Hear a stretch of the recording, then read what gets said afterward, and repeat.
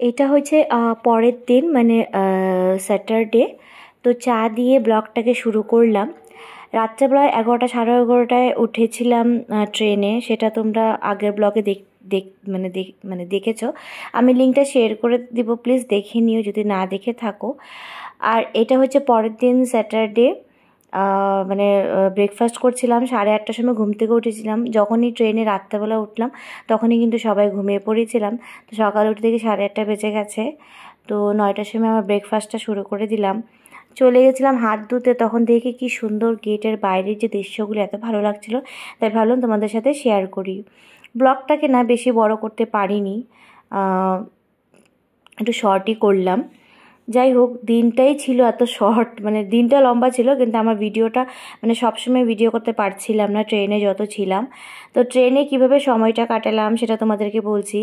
আমাদের মানে যে শিলিগুড়ি যে আমি থাকি তার পাশাপাশি আমরা চেনা জানা মানে আমাদের শিলিগুড়ি থাকার মানুষ পেয়ে গেছি। দেশে থাকা মানুষ যেটাকে বলে, যে দাদা দিদিকে দেখতে পাচ্ছ ওদেরকে পেয়ে গেলাম। ওরা আমাদের আশেপাশেই থাকে, যে যা দেখা হলো, একটা নতুন পরিচয় হলো। তো ওদের সাথে কিন্তু সময়টা ভালোই গল্প করে করে কেটে গেল। আর চানা মাখা মুড়ি মাখা একটার পর একটা আসতেই আছে, আর আমার ছেলে বাস ডিমান্ড করে যাচ্ছে, তো আমরাও ওইটা খাচ্ছিলাম, মুড়ি মাখা চানা মাখা। তো দেখো এখানে একটা বাচ্চা আসছে, মানে বাচ্চাটা জ্বালাচ্ছিল না, একটু হয়তো ওর মা ঘোরাচ্ছিল, তখন আমরা বাচ্চাটাকে একটু কোলে নিলাম। কি কিউট দেখতে, আর আমার ছেলেকে এত আদর করছে মানে কি বলবো। তো ওকে নিয়ে ভাবলাম একটু টাইম পাস করি। সত্যি ট্রেনের মধ্যে কিন্তু সময়টা ভালোই কেটেছে। তো দেখো আমার ছেলেকে কীভাবে আদর করছে, এত কিউট মানে কি বলবো। তো বাচ্চাটা চলে গেছে, তার পাশাপাশি আমরাও একটু বাইরের দৃশ্য মানে জানলার পাশে বসতে কিন্তু ভালোই লাগে।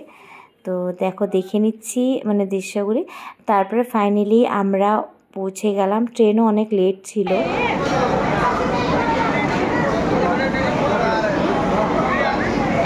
শিলিগুড়ি চলে আসছি, বাড়ির দিকে দেখা হচ্ছে।